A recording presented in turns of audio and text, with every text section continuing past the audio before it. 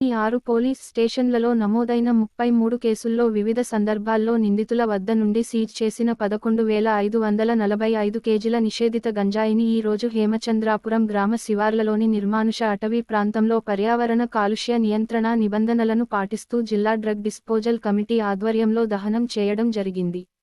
దహనం చేసిన నిషేధిత గంజాయి విలువ 28 కోట్ల రూపాయలకు పైగా ఉంటుంది.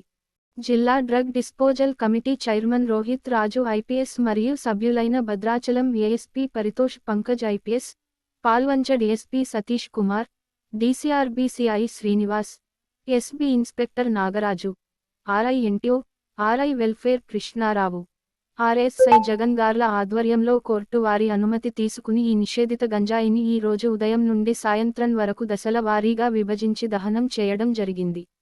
ముందుగా జిల్లా డ్రగ్ డిస్పోజల్ కమిటీ చైర్మన్ అయిన జిల్లా SP Rohit Raju IPS police స్టేషన్ల వారీగా కొన్ని భాగాలుగా విభజించిన గంజాయిని హెడ్ క్వార్టర్స్ నందు తూకం వేసి పరిశీలించారు.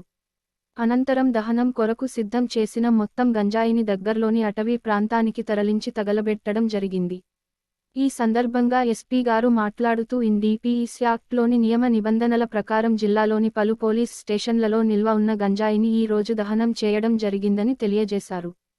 కొందరు అక్రమార్జనలో భాగంగా గంజాయిని విక్రయిస్తూ పట్టణ, గ్రామీణ ప్రాంతాల్లోని యువతను ప్రలోభాలకు గురి చేస్తూ మత్తులోకి దించుతున్నారని, ఈ విధంగా అసాంఘిక కార్యాలపాలకు పాల్పడే వారిని అరికట్టడం కోసం జిల్లా వ్యాప్తంగా రహస్య బృందాల్ని ఏర్పాటు చేయడం జరిగిందని తెలిపారు. ఎవరైనా గంజాయి మరియు ఇతర మత్తు పదార్థాలను విక్రయిస్తే కఠిన చర్యలు తప్పవని హెచ్చరించారు. ఇకపై మత్తుకు బానిసలై గంజాయి లాంటి మత్తు పదార్థాలను సేవించే వారిపై కూడా కేసులు నమోదు చేసి జైలుకు పంపడం జరుగుతుందని తెలిపారు.